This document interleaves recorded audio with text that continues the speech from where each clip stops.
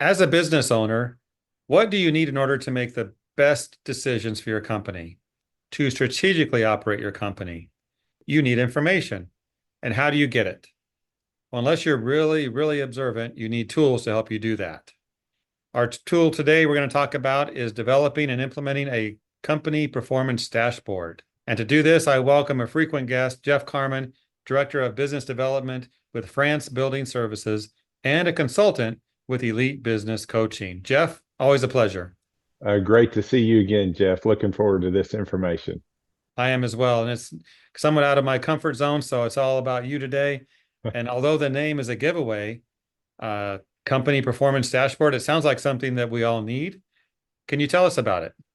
Yeah, so a dashboard is really a tool that helps a company know how they're doing versus what they thought they would be doing. And so I try to think about it like this. It's kind of like having, if you're driving from New York to LA, you would have checkpoints throughout the way to say, hey, are we landing where we thought we would land, or do we need to speed up, or do we need to slow down? And so that's what a dashboard does for a company. It's just saying, hey, this is where we thought we would be. Are we there?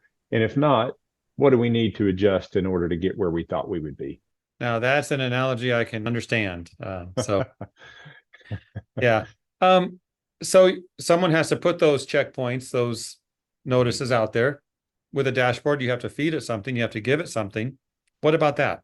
That's right. And so it really starts with for any company is what are the metrics, what are the numbers that we want to track? And once that's discovered, then you certainly do have to feed it. And so for instance, I would say each section of the company probably would have anywhere between two and half a dozen metrics or numbers that they want to track. So for instance, in sales and marketing, we want to track maybe interactions with prospective customers or click rates on emails that we sent or meetings or one loss on proposal. Operations might look at things like labor budget versus actuals, customer satisfaction survey, just a number of things. But each company needs to start with what are the things we want to measure and then go back and say, now where are we going to get that data from? Okay. What are the things we're going to measure? That's an interesting point because when you're driving a car, you're normally staring at the speedometer and of course the gas gauge once in a while, That's but right. you're tracking your speed. To you, Jeff, what are the most important components of a dashboard that a company should look at? Maybe the top ones you think they should have. Yeah, so in our business, the data itself is what's most important, and then I think the way you display it and those things is also important. But in our business, one of the most important things to track is the cost of labor. The cost of labor can kind of make or break a janitorial company just because it's such a significant piece of what we do. So things like budget versus actual labor, profitability numbers down to the job level. There's a number of things that are important there, and I would tell you there are certain things like a speedometer that we want to keep our eyes on all the time. And I just mentioned one: budget versus actual labor. From a dashboard standpoint, in our company, we can look at that every single day. We push that information out to our managers, and we're tracking it by job each time. However, numbers like turnover would be more like a gas gauge. We're keeping our eyeball on it, but we don't have to look at it each day. So there's really some of the stuff is real granular and we want to keep our eyes on it all the time. Some's a little bit more broad and we're just kind of checking it when we need to. Once you have your dashboard built and you're got the metrics coming in, it must take some time before it has a big impact.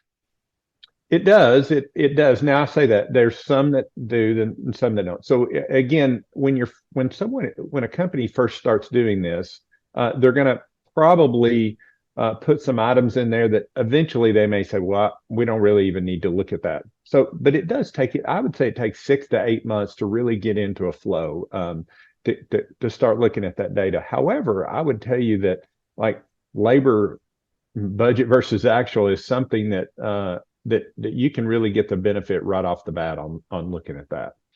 Do you have any examples of how this worked? Like how a company might have taken a dashboard and could have went the wrong way, but they made the right decisions. Yeah, so I'll go back again. I'll go back to labor. I'll just give you a couple of examples in our own company.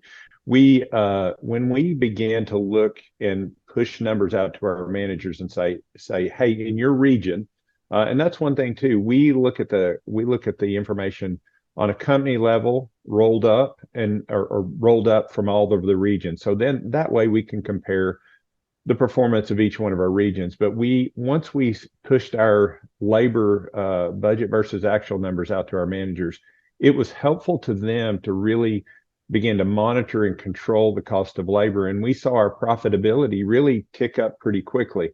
On the flip side, we also began to put out customer satisfaction information, and we get that once a quarter. And so we pushed that information out to the managers, and it was somewhat of a negative because we felt like we were serving our customers better than they thought we were, but turned to a positive because it helped us focus our energy on, hey, what are the things that we need to be doing to serve our customers better? And out of that became our service model.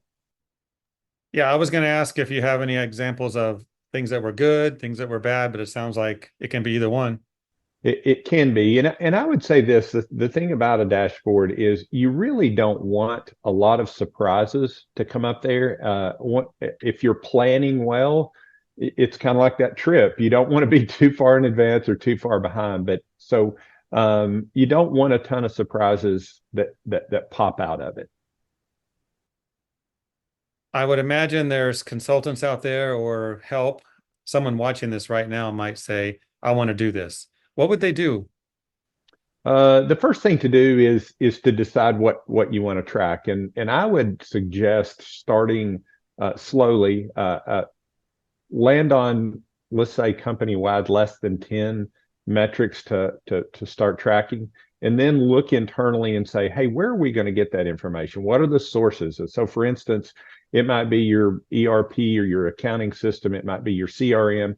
And so as a company, decide, hey, where are we going to get the information? And then lastly, then once you've got the information, I would say a simple way to do it is use an Excel spreadsheet or Google Sheets and build one on your own. And then decide then, hey, is this something that we can continue to use just kind of entering the data? Or do we want to go to the next level and buy some software and connect our systems to that and get a little bit more complex with it? Start simple, don't overcomplicate it. I think the phrase, perfect is the enemy of good. Start with a good dashboard, start simple, but just do something. It's important to have a good company dashboard.